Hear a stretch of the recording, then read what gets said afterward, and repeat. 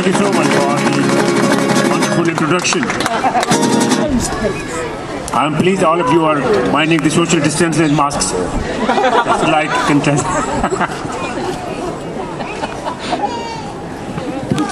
Honorable members of the public, Yes. journalists, intellectuals, professionals, friends and families, ladies and gentlemen, good afternoon. It's a great honor and privilege for me to meet you here at the historical place of Sheffield.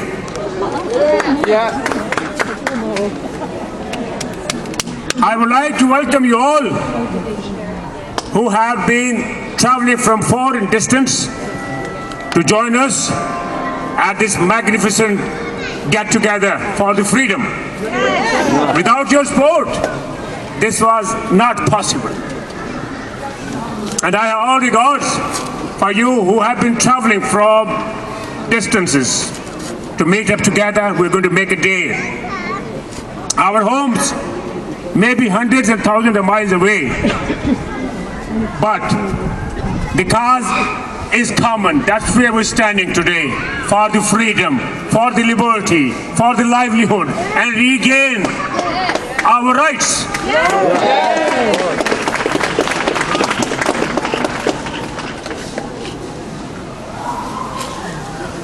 Recent lockdown has threatened the livelihood of the entire population of the world across the globe, with devastating effects on the economy, on the trade, on the business, on education, agriculture, industry, you name anything that has been affected terribly across the world. 7.8 billion people are suffering from this as a result of this lockdown and atrocity. But we are standing here for the unity, peace, love, and tranquility. 23rd of March 2020 was the historical day, and it will always be remembered when lockdown was imposed on the public of the United Kingdom by the flawed biological mathematical model from Imperial College. We were told that 8 million people would suffer due to infection of coronavirus, and 500,000 people would die. As a result of this false claim, the entire UK was locked down. That would be considered as a dark spot in the history of the United Kingdom. Yes, very good point. As a health practitioner working for the NHS for the last almost 30 years, I am a consultant surgeon. I qualified from Royal College of Surgeons. I am a general surgeon, and I do bowel cancer surgery, I do breast surgery, and I am an emergency surgeon. I have saved thousands of lives in this country.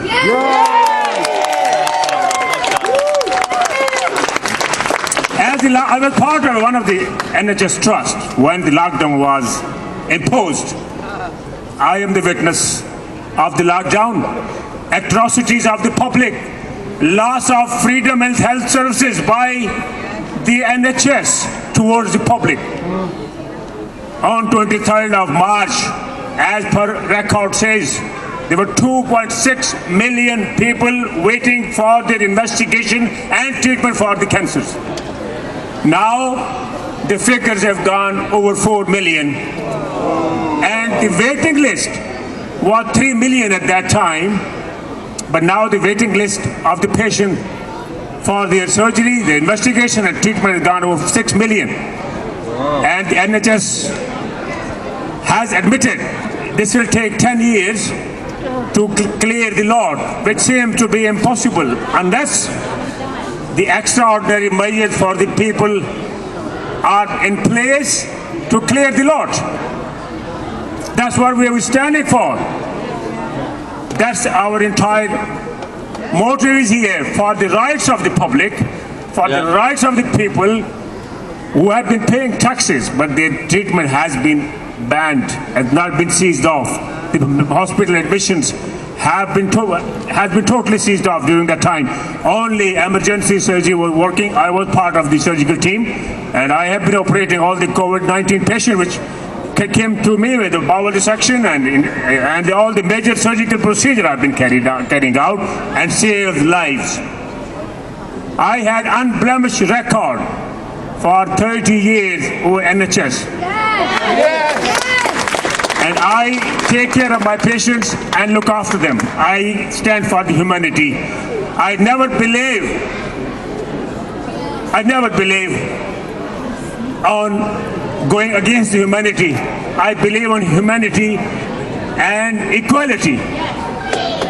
I never ridicule anybody on the basis of the religion, color, race, individuality. I treat everybody on equally. That's my message. As the lockdown came, 167,000 beds in the United Kingdom, including the private hospital, were told to be vacated for the expected COVID-19 patients. 1,246 hospitals were given the directive for clearing the beds for the expected COVID-19 patient, but we have not seen that happening.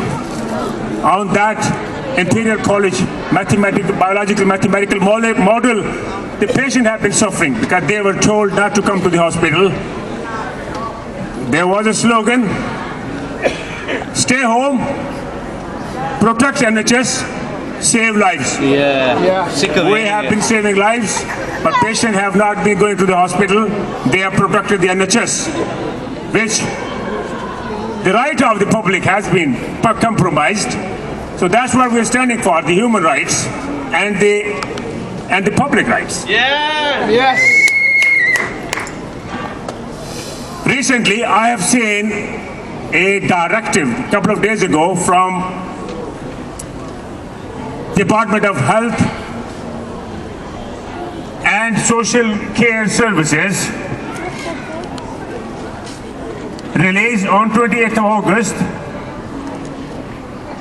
asking your viewpoint regarding the vaccination agenda, and does say government of United Kingdom would like to have your opinion regarding distribution of vaccine for the treatment of coronavirus and the flu virus. See the mixture of the words, flu, everybody got a flu, COVID-19 and flu virus. And they have 5 subheadings under that distribution of vaccination. Number 1, authorization of unlicensed vaccine to the public. Are you in favor of that? No. That's very important document, and we have been given deadline until the 11:59 on 18th of September. You need to decide whether you want to be having an injection, behaving like a sheep, and tattoo marks on your forehead.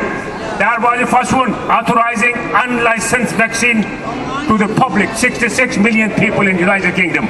They are very sensible people, highly educated, very civilized. I have a lot of respect for all of you. I'm part of this system of 30 years working for NHS, unblemished record. Number 2, the workforce in place to administer vaccine into the public. Number 3, the civil liberty and immunity. Number 4, promotion of vaccination. And number 5, wholesale selling of the vaccination in UK and in the rest of the world. Can you imagine that, guys?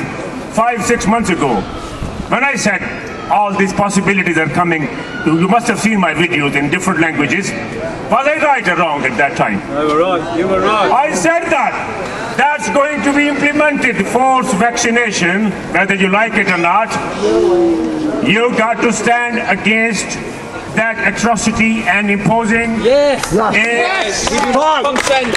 that again, nobody can ask you to be injected poisonous substance unless you are willing to do that. I'm a surgeon of 35 years, unblemished record. We get consent form signed by the public, a patient, before doing any operation. Even patient is dying because of any serious surgical catastrophe. The patient says, no, I don't want any treatment, we cannot proceed. Similarly, you have the right to say no to the vaccine and all the poison substances which are going to be administered to you. Here, I would like to remind you and the health professionals across the world who are listening my voice today, with hundreds of people here and millions across the world, that the health professional has given an oath. That is historical Hippocratic oath. Yes, it is. Based on the medical ethics. Yes, doctors. I have given that oath soon after I graduated from my medical college. That's 35 years ago.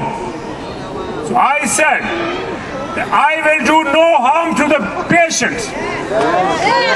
I will not administer any poisonous substances into public or my patients, and I will never encourage to do so to anyone injecting the poisonous material into my patient. That is the oath which we have given health professionals.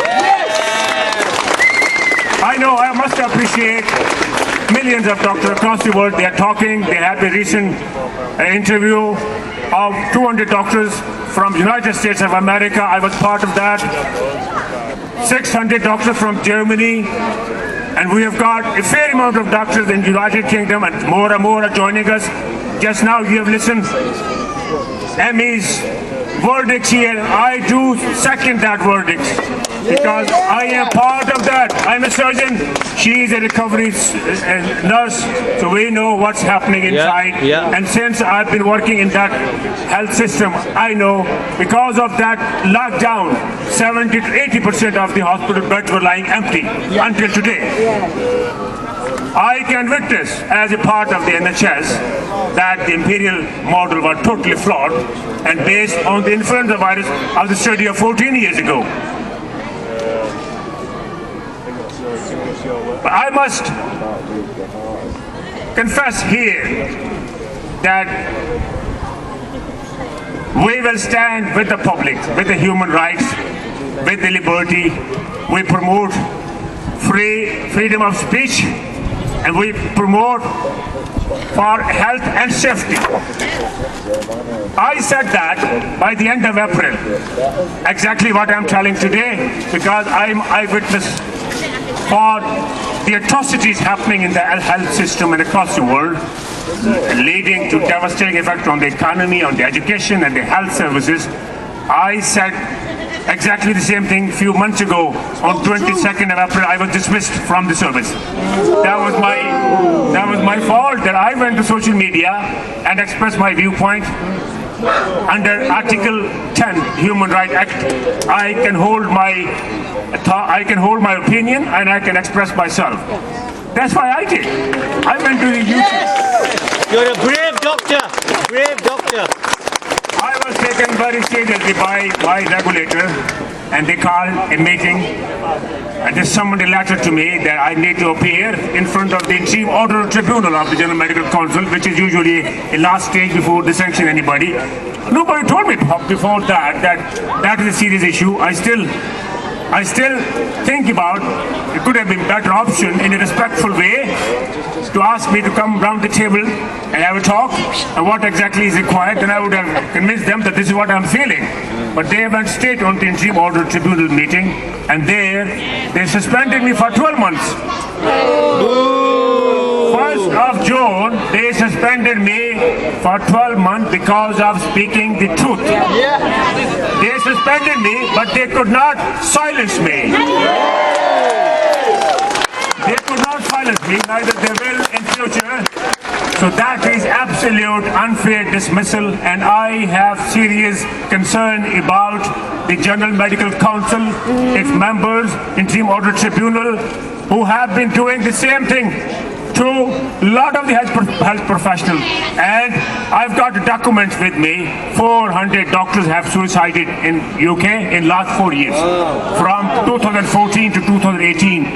And from August 19 until August 22, 369 doctors have been summoned, they have been suspended, they have been cautioned, warned, and they have taken undertaken, mostly belonging to the ethnic minority. But we talk about the equality and justice. That is not right.